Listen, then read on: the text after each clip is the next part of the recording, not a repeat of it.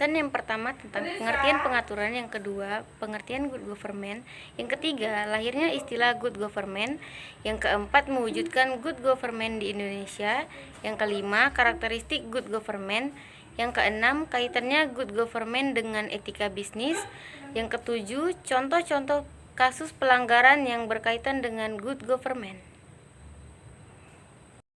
Pengertian pengaturan. Pengaturan adalah ketentuan yang mengikat warga kelompok masyarakat, dipakai sebagai panduan, tatanan, dan kendalikan tingkah laku yang sesuai dan diterima setiap warga masyarakat harus menaati aturan yang berlaku atau ukuran. Kaidah yang dipakai sebagai tolak ukur untuk menilai atau membandingkan sesuatu. Menurut Lydia Herlina Martono, pengaturan merupakan pedoman agar manusia hidup tertib dan teratur. Jika tidak terdapat pengaturan, manusia bisa bertindak sewenang-wenang tanpa kendali dan sulit diatur. Jadi, definisi dari pengaturan adalah sesuatu perjanjian yang telah dibuat untuk kepentingan umum tentang apa saja yang boleh dilakukan dan tidak boleh dilakukan. Pengertian good government. Terdapat 3 terminologi yang masih rancau dengan istilah dan konsep good government, yaitu good governance, tata pemerintahan yang baik, good government, pemerintahan yang baik, dan clean governance, pemerintahan yang bersih. Untuk lebih dipahami makna sebenarnya dan tujuan yang ingin dicapai atas good governance, maka ada pun beberapa pengertian dari good government, antara lain yang pertama yaitu menurut Bank Dunia, World Bank. Good government merupakan cara kekuasaan yang digunakan dalam mengelola berbagai sumber daya sosial dan ekonomi untuk pengembangan masyarakat. Kemudian yang kedua yaitu menurut UNDP, United National Development Planning. Good government merupakan praktek penerapan kewenangan pengelolaan berbagai urusan, penyelenggaraan negara secara politik, ekonomi dan administratif di semua tingkatan. Akhirnya istilah good government. Istilah good government lahir sejak berakhirnya Orde Baru dan digantikan dengan gerakan reformasi. Sejak itu pula sering diangkat menjadi wacana atau tema pokok dalam setiap kegiatan pemerintahan. Namun, meski sudah sering terdengar di telinga legislatif, pengaturan mengenai good government belum diatur secara khusus dalam bentuk sebuah produk. Undang-undang misalnya, hanya terdapat sebuah regulasi yaitu Undang-Undang Nomor 28 Tahun 1999 tentang penyelenggaraan negara yang bersih dan bebas dari korupsi, kolusi, dan nepotisme, yang mengatur penyelenggaraan negara dengan asas umum pemerintahan negara yang baik. Mewujudkan good government di Indonesia. Mewujudkan konsep good government dapat dilakukan dengan mencapai keadaan yang baik dan sinergi antara pemerintah, sektor swasta, dan masyarakat sivil. Dalam pengelolaan sumber-sumber alam, sosial, lingkungan, dan ekonomi, prasyarat minimal untuk mencapai good government adalah adanya transparansi, akuntabilitas, partisipasi, pemberdayaan hukum, efektivitas, dan efisiensi, dan keadilan. Kebijakan publik yang dikeluarkan oleh pemerintah harus transparan, efektif, dan efisien, serta mampu menjawab ketentuan dasar keadilan. Sebagai bentuk penyelenggaraan negara yang baik, maka harus keterlibatan masyarakat di setiap jenjang proses mengambil keputusan. Karakteristik good government. Ada 8 karakteristik dalam good government yang saling mempengaruhi satu sama lain, di mana dalam karakteristik antara 8 karakteristik ini dapat memberikan keleluasan bagi kaum minoritas dan juga menekan superioritas dan kelangan penguasa. 1. Partisipasi. Dalam partisipasi pembangunan, pemerintah mempunyai peran penting untuk melakukan pengaturan di mana sumber daya alam dan infrastruktur yang dikelola oleh pemerintah bersama swasta harusnya melibatkan masyarakat. Partisipasi dalam pemerintah dapat diwujudkan melalui 1. Partisipasi dari keuntungan yang didapat dari proyek dan kelompok yang terpengaruh serta mempengaruhi aktivitas perjalanan sebuah proyek. 2. Meningkatkan hubungan antara publik dan sektor swasta, khususnya hubungan sosial ekonomi yang bersifat menguntungkan semua pihak, di mana pemerintah bertindak sebagai fasilitator. 3. Memberdayakan pemerintah lokal dengan kepemilikan proyek daerah yang dikenal dengan otonomi daerah. 4. Menggunakan lembaga swadaya komunitas sebagai kendaraan alat untuk meraih keuntungan melalui sebuah proyek di mana lembaga ini bertindak sebagai pengawas jalannya proyek. 2. Hukum bertindak sebagai pengatur yang memiliki kekuatan untuk memaksa orang-orang terkait dalam pelaksanaan sebuah proses yang berlangsung. Legalisasi dan regulasi yang dilakukan oleh pemerintah menjadi faktor pengutuk proses keberlangsungan kehidupan bernegara. 2. Transparansi. Keputusan diambil dan dilakukan melalui aturan yang diikuti secara benar dan sangat terbuka pada hal-hal yang memang seharusnya bersifat terbuka. Informasi yang ada sangat bebas dan langsung dapat diakses untuk keseluruhan anggota komunitas. Transparansi mengacu kepada ketersediaan dan informasi untuk komunitas umum dan penjelasan tentang aturan-aturan pemerintah, regulasi, dan keputusan. 4. Responsif dalam kaidah good government. Di sini, responsif berarti menyediakan berbagai bentuk layanan kepada setiap komunitas yang tergantung dalam elemen-elemen stakeholder dalam memberikan tanggapan yang cepat terhadap berbagai permasalahan yang dihadapi. Tolak ukur dalam segi pelayanan dapat dilihat melalui proses birokrasi yang tidak berbelit-belit. Tingkat ukuran pengaturan yang baik dapat dilihat melalui kecepatan tanggap lembaga dalam menyelesaikan masalah tanpa harus melalui proses yang panjang. Mempertahankan sifat responsif dapat dipelihara melalui sistem pengawasan dan pemeriksaan sosial.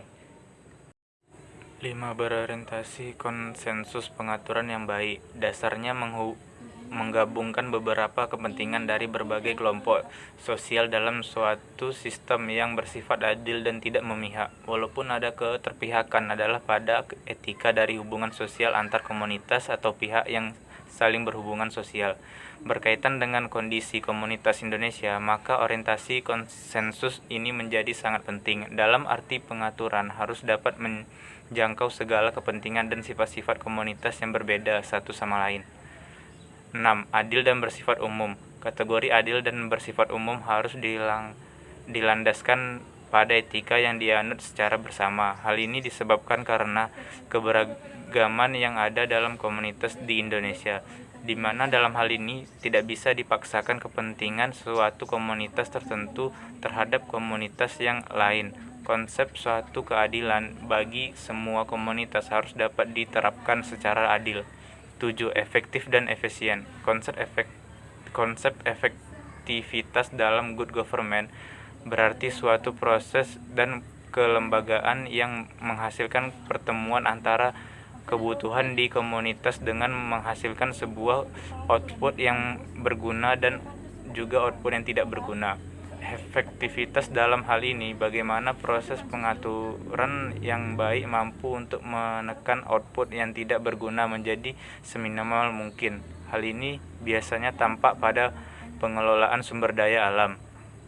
8. Pertanggungjawaban sebagai kunci dari good government. Tidak hanya kelembagaan pemerintah tetapi juga sektor swasta dan organisasi masyarakat sipil harus dipertanggungjawabkan kepada komunitas dan juga kepada institusi mereka sebagai stakeholder.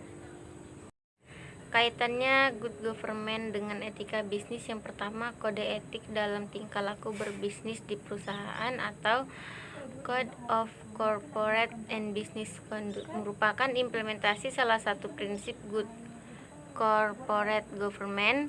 Kode etik tersebut menuntut karyawan dan pemimpin perusahaan untuk melakukan praktek etika bisnis yang terbaik dalam semua hal yang dilaksanakan atas nama perusahaan. Apabila prinsip tersebut telah mengakar di dalam budaya perusahaan, maka seluruh karyawan dan pemimpin perusahaan akan berusaha memahami dan berusaha mematuhi mana yang boleh dan mana yang tidak boleh dilakukan dalam aktivitas bisnis perusahaan. Pelanggaran atas kode etik merupakan hal yang serius, bahkan dapat termasuk kategori pelanggaran hukum.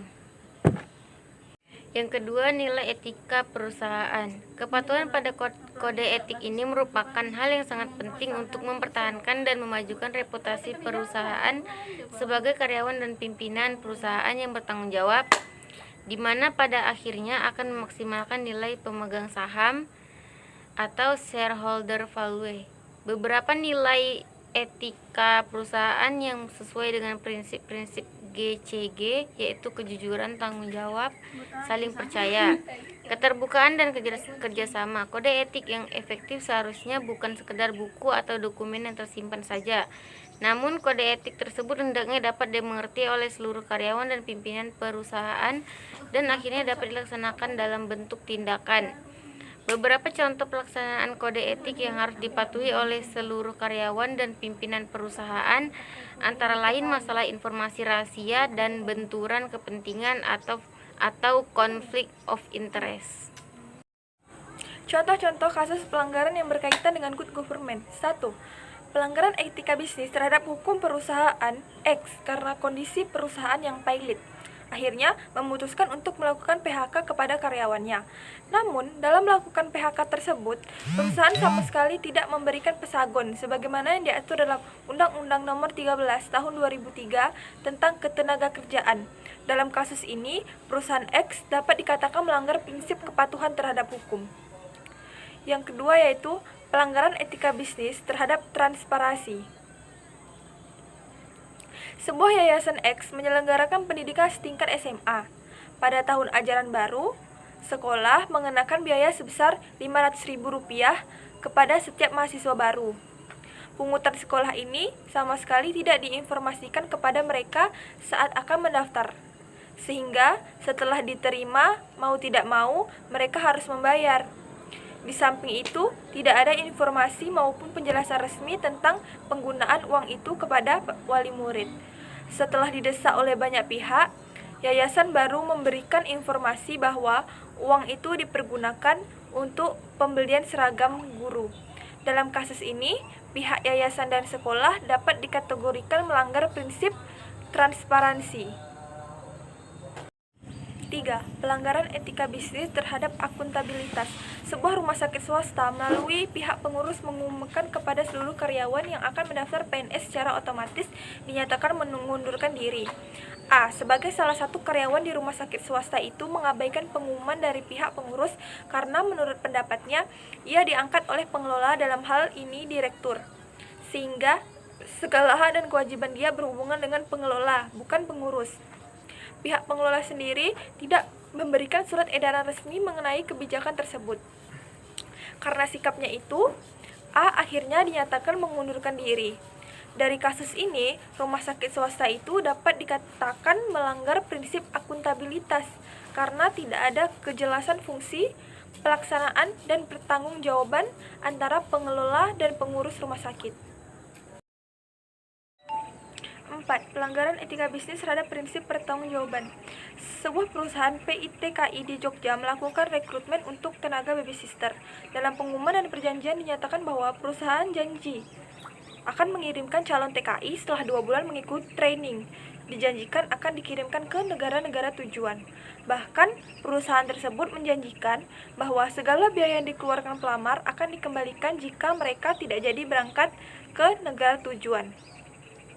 B yang tertarik dengan tawaran tersebut langsung mendaftar dan mengeluarkan biaya sebanyak Rp7 juta untuk ongkos administrasi dan pengurusan visa dan paspor. Namun setelah 2 bulan training, B tak kunjung diberangkatkan. Bahkan hingga 1 tahun tidak ada kejelasan. Ketika dikonfirmasi, perusahaan PITKI itu selalu berkilah ada penundaan. Begitu seterusnya. Dari kasus ini dapat disimpulkan bahwa perusahaan PITKI tersebut telah melanggar prinsip pertanggungjawaban dengan mengabaikan hak-hak B sebagai calon TKI yang seharusnya diberangkatkan ke negara tujuan untuk bekerja.